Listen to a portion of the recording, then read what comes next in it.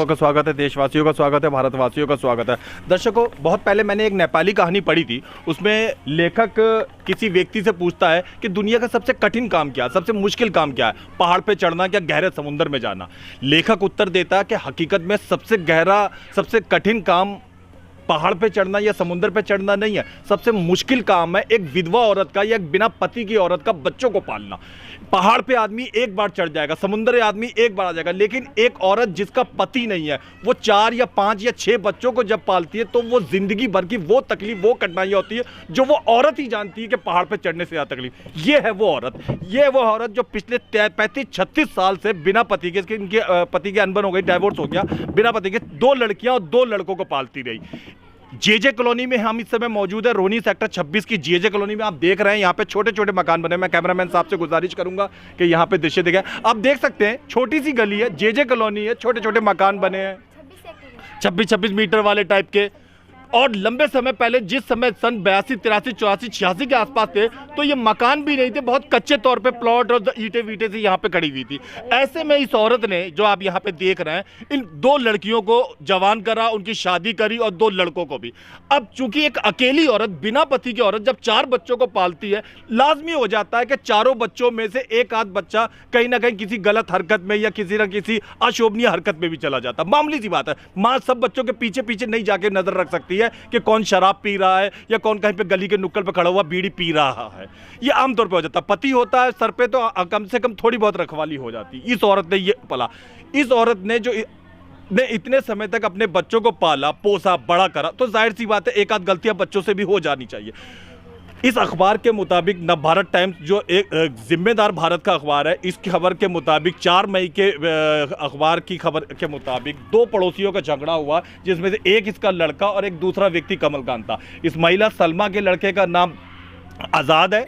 दोनों पड़ोसियों का झगड़ा हुआ। झगड़े जो आम तौर पे जेजे कॉलोनी जैसे एरियो में होते रहते हैं, ये कोई नई बात नहीं, सदियों से होते आए हैं।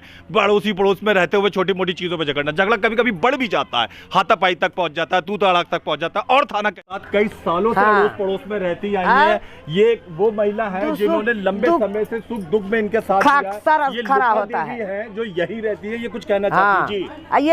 ये सब ये हिंदू मुसलमान के झगड़ा है, सबके जुग में बसाया यही। कुत्ता सब जिस दिन हमला किया किसी को मालूम नहीं। इन्होंने कभी किसी पड़ोसी के साथ नहीं, एक रंग के तो आदमी कोई नहीं है दुनिया भारत में, ये औरत रंग के। मुझे इसको बुरी तरह काट दिया, मार दिया।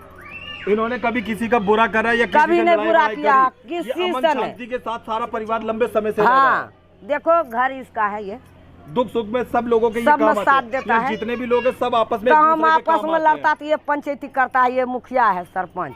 बहुत बहुत धन्यवाद।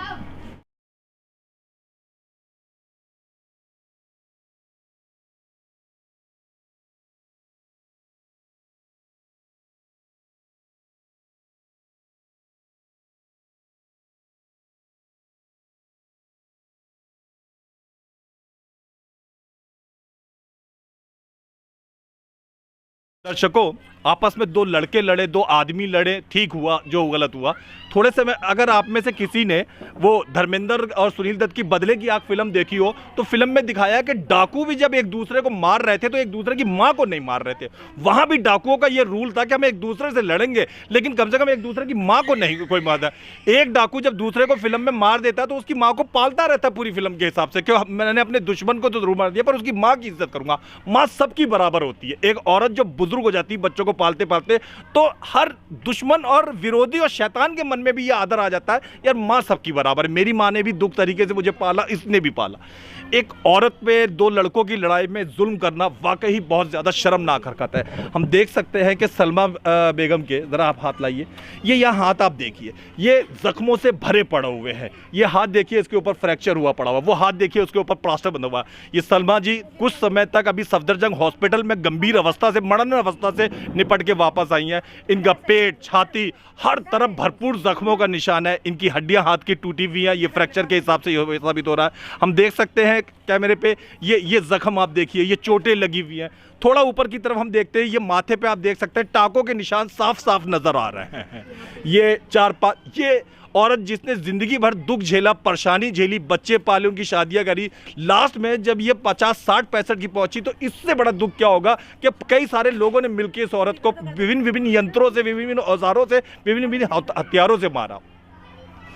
और उससे भी दुख की बात दर्शकों जो मैं आपको बताने जा रहा हूं, जो मुझे अंदर से रोना आ रहा है सुनकर, कि इस माँ को मारा गया, इस औरत को मारा गया। एक औरत के ऊपर हाथ उठाने से ज्यादा बेगैरत हरकत कोई नहीं हो सकती। और अभी भी इस औरत को मारने वाले अपराधी खुलेआम घूम रहा है। एक अपराधी नहीं, अभी तक दिल्ली पुलिस ने, शाहबाद डेरी थाना पुलिस ने अभी तक गिरफ्तार किया इस महिला का, इसका ये कहना है। सलमा जी, मुझे बड़ा अफसोस है आपकी चोट का, आपकी तकलीफ़ों का। ईश्वर ना करे किसी की माँ को ऐसे चोट पहुँचे, लेकिन दर्शकों को बताइए, सारे पुलिस प्रशासन को, सब लोग सुन रहे हैं, उनको बताइए क्या हुआ था घटना में। घटना में कुछ भी नहीं हुआ था, हमारा कोई झगड़ा नहीं हुआ था। वो लोग कनपट्टी में कट्टा लगा दिए। हम तो स्टाफ का भी मदद करती हूँ, पुलिस वालों को भी मदद करती हूँ। पुलिस वाले से मैं 1.5 महीना से जा रही हूँ, कह रहे हो कि ऐसे ऐसे मुझे बोल रहे तुम्हें मार देंगे, तुम्हारे बच्चों को मार देंगे, लेकिन पुलिस वाले भी नहीं सुने। कह रहे हैं कुछ नहीं होगा, कुछ नहीं होगा, कुछ नहीं होगा। आज हमें मार दिए, आज हमें मार दिया। और जब भी कहते कोई चोट नहीं आई, और जब कोई पूछा तो कह रहे उनके रिश्तेदार पे हमने बयान पे मुकदमा दर्ज कर दिया। मेरा कोई बयान नहीं लिया, मेरा कोई रिश्तेदार नहीं है यहाँ पे। मैं मजबूर हूँ, हमारे बच्चों को भी ना मार दे। वो लोग बदमाश है, चोर है, गाड़ियाँ काटते जो आपने शिकायत करी थी, शुरू में ही पुलिस कार्रवाई करती, दोनों पक्ष के लोगों को डांटती, तो कुछ नहीं होता। तो आपको लगता है स्थिति कंट्रोल में कुछ नहीं होता। मैं उनसे पहले से कह रही थी सर। और दिल्ली पुलिस ने आपका वो कौन सा कार्ड बना रखा है जो पुलिस मित्र का कार्ड बना रखा है, और सीनियर सिटीजन बना रखा है, और सीनियर सिटीजन को पिटवा भी दिया। दर्शकों, ये शकीला है जो इन सलमा बेगम की बड़ी लड़की है। तुम्हारी माँ के बारे में हमने सुना है कि वो भारतीय जनता पार्टी में बहुत बचपन, जब तुम छोटी 6-7-8 साल की हुआ करती तब से शामिल है। जी, हमारी माँ जब हम छोटे छोटे थे जब से ही इस पार्टी में शामिल है। कार्यक्रमों में जाया करती थी। जी, कार्यक्रमों में इतने पैर सूज जाते थे हमारी माँ के। रात में आती थी, नमक सिक्के पानी से हम इनके पैर धोते थे, इतने सूज जाते थे। बीजेपी की इन्होंने सालों साल 25-30 साल सेवा करी। 25-30 साल, 40 साल हो गए। लोगों की कुर्सियां बिछाई, लोगों के झंडे गाड़े, लोगों के वो क्या नाम, पोस्टर चिपकाए, ये सारे काम करे। जी, सारे काम करे। बड़े नेता है, उनके लिए पानी लेकर आने का, कोका कोला लाने का टाइप का इंतजाम करा। इस औरत ने, इस बुजुर्ग औरत ने कई साल से कर रही है हमारी मम्मी। और आज जब तुम दुख तकलीफ में हो तो तुम्हारा कहना है हमारा साथ देना चाहिए ऐसी दुख तकलीफ में। और हमारे क्या नाम है साथ हम चाह रहे हैं कि हमारी माँ को इंसाफ मिलना चाहिए। हमारी माँ ने पूरी जिंदगी गुजार दी बीजेपी में, जब से इतने से थे हम, जब से है हमारी मम्मी इस पार्टी में। हमारी मम्मी का जनता पार्टी का कार्ड भी बना हुआ है। जी। और क्या पार्टी में किसी महिला मोर्चा वगैरह की पद पे भी रही है? हाँ, महिला मोर्चा की अध्यक्ष है हमारी मम्मी उसमें। अच्छा जी। दर्शकों, आज से 15-16 साल पहले, सच में जब तक ये मोबाइल युग नहीं शुरू हुआ था, राजनीति ऐसी हुआ करती थी कि कोई भी कार्यकर्ता किसी धर्म जाति का, किसी पार्टी का मेंबर हुआ करता था तो उसकी दुख तकलीफ में पार्टी से जुड़े हुए लोग मदद करने आया करते थे। और पुरानी राजनीति में जाए तो कार्यकर्ताओं को साइकिल, राशन वगैरह वगैरह चीजें दिलवाई जाती थी। चलो वो दौर तो खत्म हुआ, लेकिन अब हम देख रहे हैं कि राजनीति का स्तर इस तरीके से स्वार्थपूर्ण हो चुका है कि ये औरत जिसने 30 साल एक पार्टी की मदद करी, 30 साल जिस पार्टी के झंडे उठाए, बैनर उठाए, कुर्सियां उठाई, कोका कोला लोगों को जा जाके पिलाई, उसको आज कोई दुख में पूछने तक नहीं आ रहा है, कोई उसका हाल पूछने नहीं आया, कोई उसके जख्मों पे बैंडेज बांधने, पट्टी बांधने तक के लिए नहीं आया, कोई एक केला तक उसको देने के लिए नहीं आया। जो हमारे समाज में एक औपचारिक पड़ता है कि किसी बीमार को देखने जाते हैं तो कम से कम हालचाल पूछते हैं, वो औपचारिकता तक नहीं करी गई। ये राजनीति का स्तर तो गिरता जा रहा है, यही दिखा रहा है, लेकिन साथ में इंसानियत का गिर रहा है, ये बुरी बात है। अगर ये औरत दोषी है तो ताज़ा खबर चैनल इस बात के लिए खुलेआम कहता है कि हम किसी भी दोषी अपराधी के साथ नहीं है।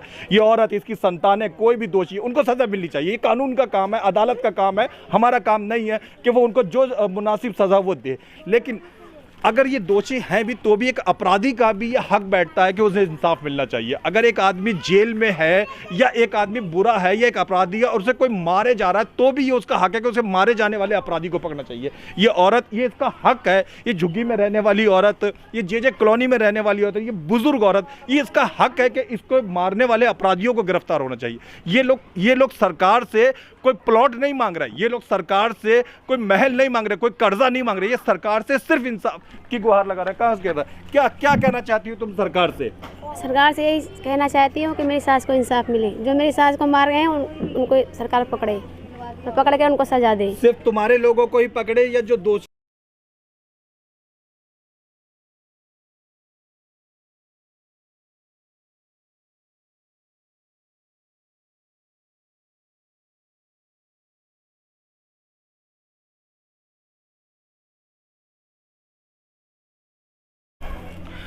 दर्शकों, हम भी सिर्फ यही चाहते हैं कि इस औरत को इंसाफ मिलना चाहिए, इसके जख्मों को इंसाफ मिलना चाहिए, इसके चोटों को इंसाफ मिलना चाहिए, इसके दर्द को इंसाफ मिलना चाहिए, इस माँ को इंसाफ मिलना चाहिए। देखते रहिए, दिखाते रहिए ताज़ा खबर। धन्यवाद।